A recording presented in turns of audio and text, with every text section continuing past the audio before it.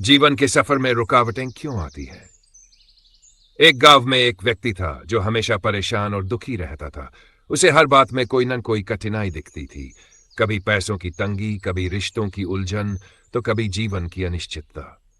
एक दिन किसी ने उसे सुझाव दिया कि पास के जंगल में एक संत रहते हैं जो जीवन की समस्याओं का समाधान देते हैं।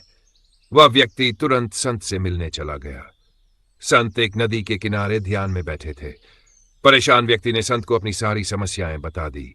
संत ने मुस्कुराते हुए कहा, मैं तुम्हें एक कहानी सुनाता हूं। संत की कहानी।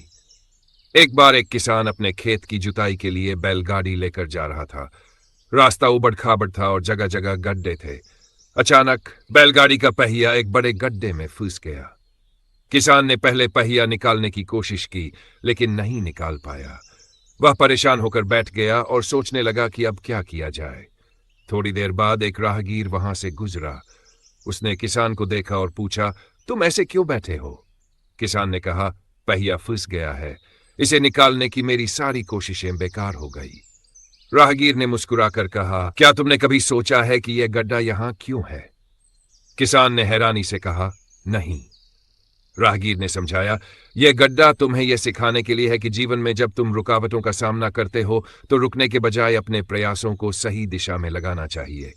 उठो, पहिए के नीचे पत्थर रखो और धक्का लगाओ, तुम्हें रास्ता मिल जाएगा।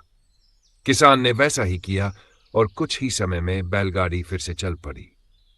कहानी का संदेश। संत ने व्यक्ति से पूछा, तुमने क्या सीखा?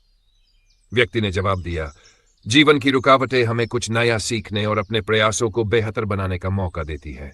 अगर हम केवल शिकायत करेंगे तो कभी आगे नहीं बढ़ पाएंगे। हमें कोशिश करते रहना चाहिए। संत ने मुस्कुराते हुए कहा, सही कहा, रुकावटें जीवन के सबक है। वे तुम्हें सिखाने के लिए आती हैं कि मजबूत कैसे बनना है।